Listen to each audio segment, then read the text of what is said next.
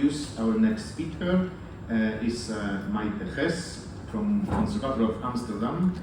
She, after studying political science at the University of Amsterdam, Maite lived in Spain and Colombia, where she participated in various social music projects with youth, orchestras and music school in vulnerable neighborhoods. Coming from a background in classical piano music, her interest developed towards using music as a social and emotional language. At the moment, she is doing various projects with children, refugees and elderly people, with a particular fascination for communicating with different social groups through music. Additionally, she is following a music teacher program at the Conservatoire of Amsterdam. The title of her presentation is Bridging Cultural Worlds and the Need for a Collective Resonance, What Music Can Do. Now, I invite you.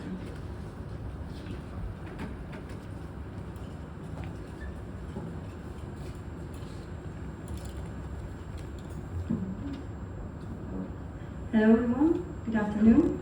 Yes, thank you for the introduction. You said many things that I was planning to introduce, so that's great. We got that. Yes, exactly. So the title of the work is Bridging Cultural Worlds and the Need for a Collective Resonance, the Potential of Music, with a case study of the Dutch Zwaluwkoor, which is an intercultural choir.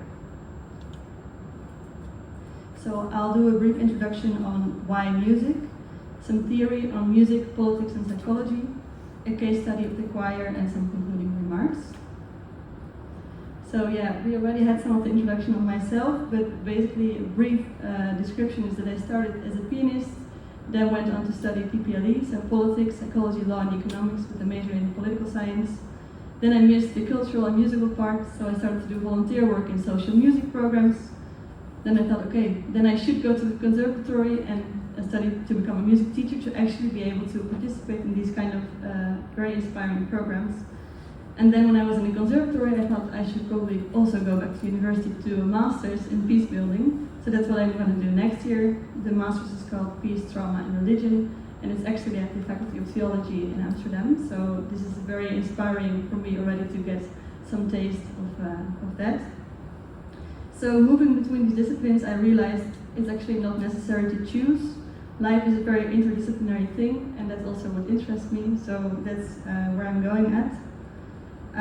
My current work and research is between the bridge between politics and music, and then specifically in intercultural domain.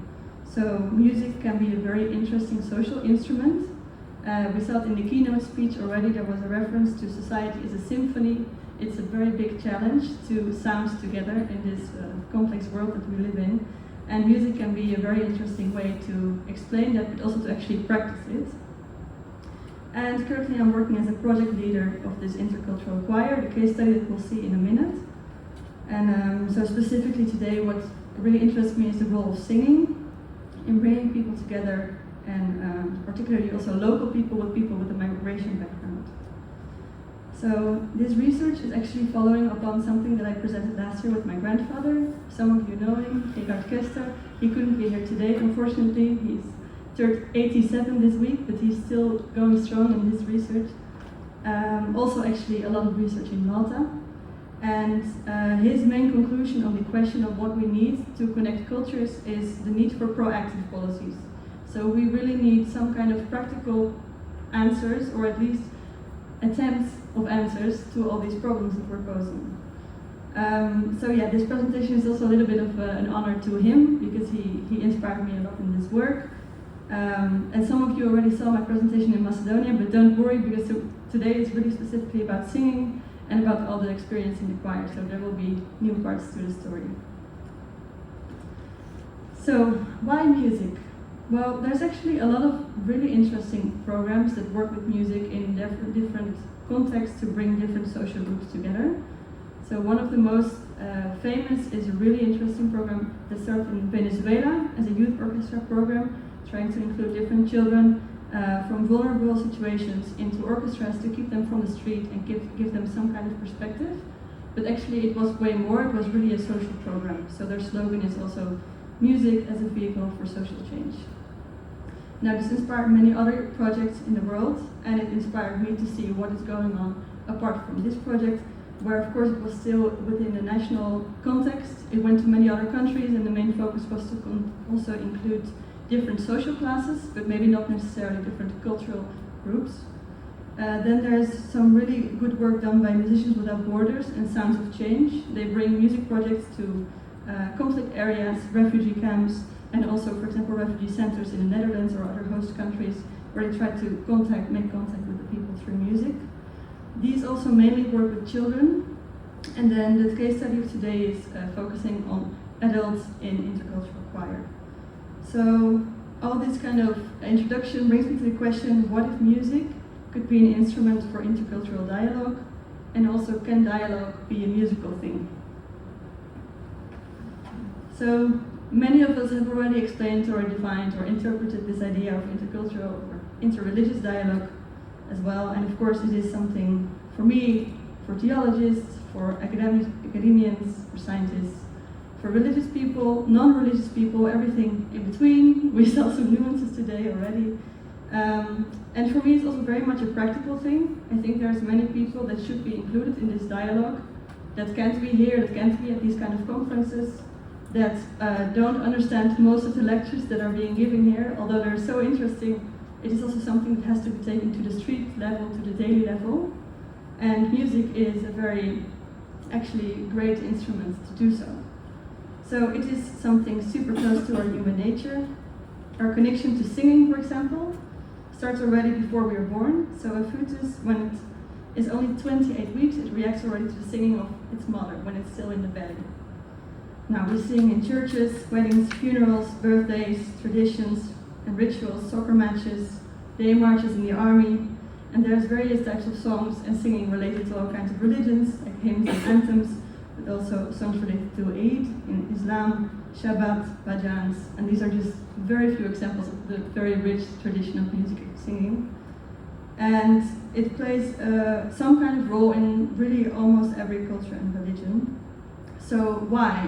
Why all this singing? Why is it such a historical thing also? It is something that enhances the group feeling, empathy, and pro-social behavior. So going back to this political science, my first background, I researched what is necessary for the idea of democratic and intercultural dialogue. Mutual respect is something that was coined many times already in this conference, and I used the definition by Richard Sennett, who talks about the mutual understanding, also really of the people that have different beliefs, and understanding that that is something that is going to be there always, and respecting that without having to disagree, without having to agree actually. And then listening, such a big and returning concept as well. It is really an art to listen. It is not something that we can that everyone is just able to do, and it's also not something that we tend to practice so much in schools actually. You hear a lot of things, but if you're actually actively listening, it's a whole other question. And then there's a really interesting German scholar, Hartmut Rosa, who actually researched the contemporary crisis of democracy and faith today. And he coins this term of collective resonance. And I think that's something that really relates to this topic and also resonated with me. He talks a lot about how religion actually does that, of course. It is a platform for collective resonance. But then the question for me is, what if you want to bring different religions together that maybe don't find this kind of collective resonance, and non-religious people that maybe don't have any resonance with the concept of God? So that brings us to psychology, because of course singing in a very literal way is collective resonance. Like it's just a joining of voices that resonate together. So there's a famous Dutch neuropsychologist, Erik Scherder, who does a lot of research on the brain and music. And there's plenty of interesting evidence that I would have to make a separate presentation about on the mental, physical, and social well-being that singing actually enhances. And then on top of that, you could ask, is it then singing, or is it just doing something fun together? Like, what is the connecting part of it, right? So Oxford University has this really interesting study where they compare different kind of art forms. So there was a singing group, a painting group, any kind of visual art. And the main difference was that the singing group mediated the fastest social bonding. So within a month, there were a lot of reports already of people saying, I feel super connected to this group of strangers that might be super different. I don't feel any kind of connection to them before. But then the singing broke the ice, the icebreaker effect. And with the other groups, there was definitely some kind of connection, but only after several months. So it's not to say that singing is the only thing, but it's just a very powerful instrument. And then something that can explain this a little bit is the idea of synchronization. So when we make melodies and rhythms together, our brains synchronize actually, and that's just kind of an automatic way of liking a stranger. So it's some really interesting research when people just started like drumming together, and then they would say, "Do you like this person?" And they would rate him with like, "Oh yeah, he's super kind," and they haven't even talked, you know. So that's quite interesting. There's also some research on intercultural choirs. It's still a small discipline, but the things that I could find also confirm this kind of idea of a sense of belonging, and also it's a way to kind of develop curiosity for the other. So, to the case study. So I work with the Zwaluwkoor. We actually have 3 choirs now in Amsterdam, Utrecht, and Haarlem. So 3 choirs in the Netherlands. It's an initiative of the Philomena Foundation, which is the social music foundation. And this is a picture. I didn't. Oh, of course, this is a classic. Well, I told everything that's on there, but you heard me. There we go. So this is a rehearsal that we had in an asylum center actually a few weeks ago, where we tried to bring the rehearsals also to people new in the Netherlands. And some really interesting things happened there. It's good to know that the Netherlands have a new government now. And one of their main plans is to do like drastic cuts in the cultural sector and also in the asylum policies. So these kind of projects are getting only more important actually. There we go. Yes. So the Zwaluwkoor, swallow bird in English, swallow bird choir. The swallow is a symbol. Swallow. Yeah, thank you. Swallow. The swallow is a symbol for freedom, positive change, borderless migration, hope, and new beginnings. So the main goal of this choir is mutual integration of newcomers and local residents through an open neighborhood choir. Some aspects of the choir, just to give you an example of like a kind of an idea of how we work, is a community project, so it's free participation. The idea is that everyone can sing everywhere. So we all carry our instrument in our own body. I actually had planned to do some singing here, but then I thought, maybe later. First tell the story. Yeah. And everyone can sing, although many people think they can't. Maybe just some can sing a little bit better than others, but everyone has this instrument. All cultures, religions, and languages are welcome. You can just walk in and join the choir. And therefore it becomes kind of a very informal platform for intercultural dialogue. So there is a social and emotional support network that kind of comes along next to these rehearsals. But it's not the main goal, it's not the dialogue, but it actually happens in between. We only work with professional conductors that also need to be motivated to work in this kind of context. And of course it helps if they also have a migratory background or at least a bicultural background for new choir members to kind of feel related and welcome in the choir. It's weekly rehearsals and it's in neighborhood centers and libraries.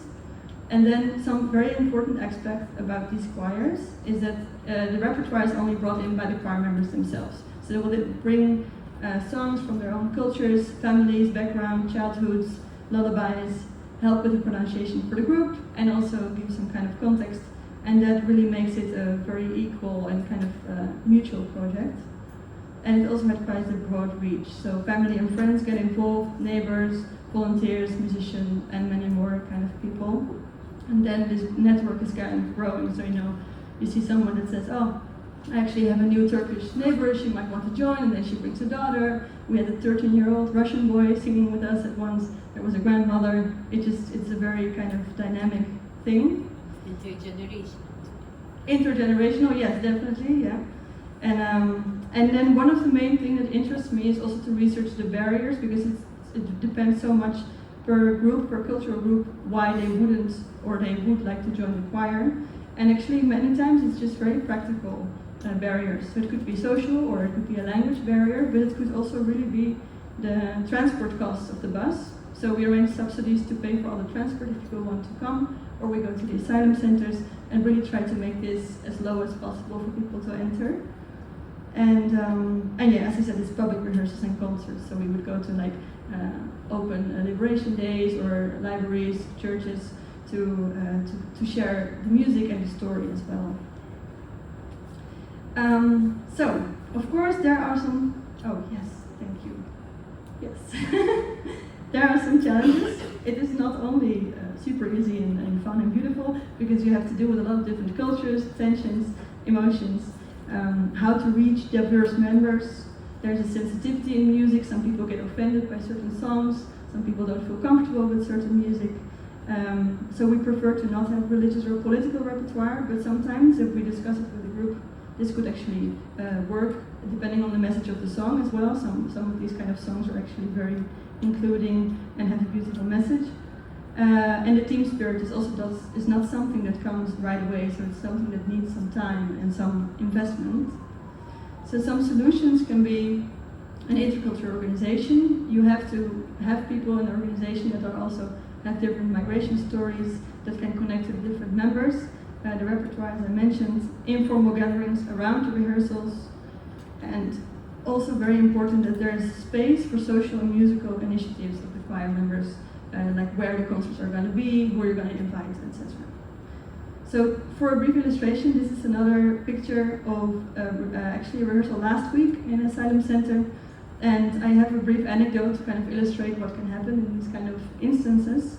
So there is a Syrian member, Bishara, who sang with us already for a few months, and he arrived at the rehearsal, but he kind of said to me without words like, I cannot sing, my voice is broken, I'm blocked.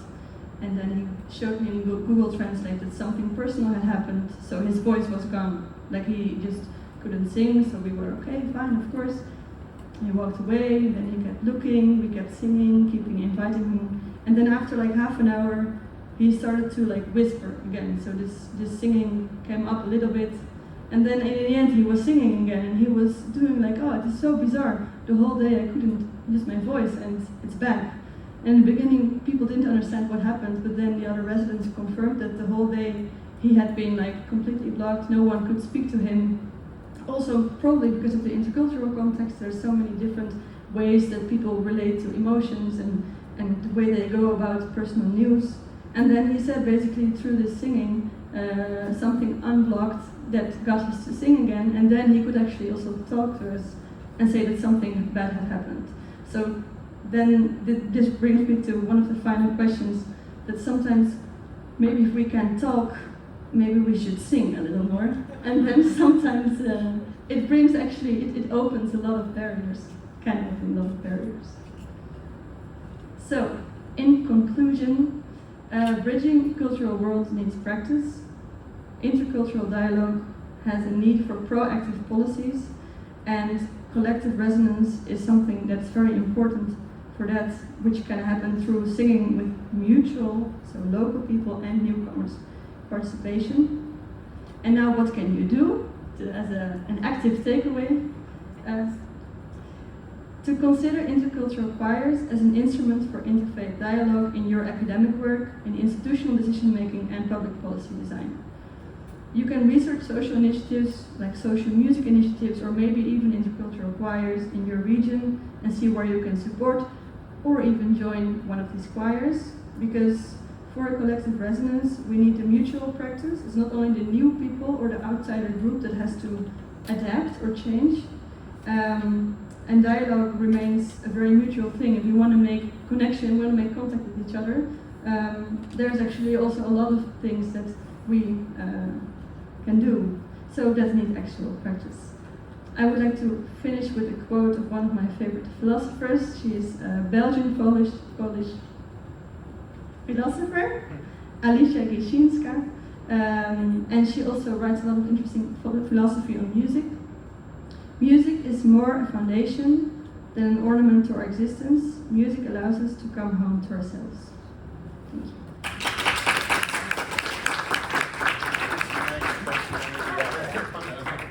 Thank you so much for this interesting presentation, and I invite now all speakers from this session. We have 15 minutes up to 15 minutes to discuss, to comment, and to create this common space, as it was said. So I invite you to make short questions in order to have time for debates. Please.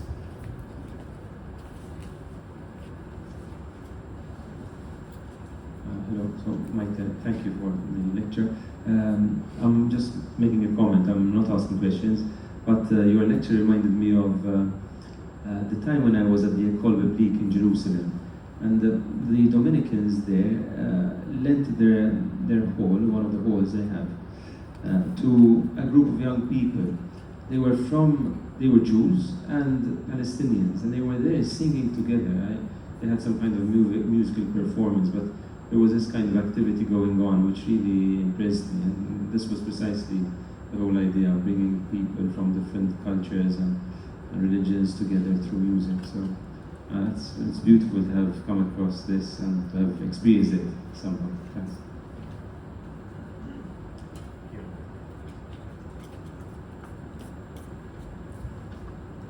Maybe my question will be completely stupid for you, but is it not love the other name for beauty?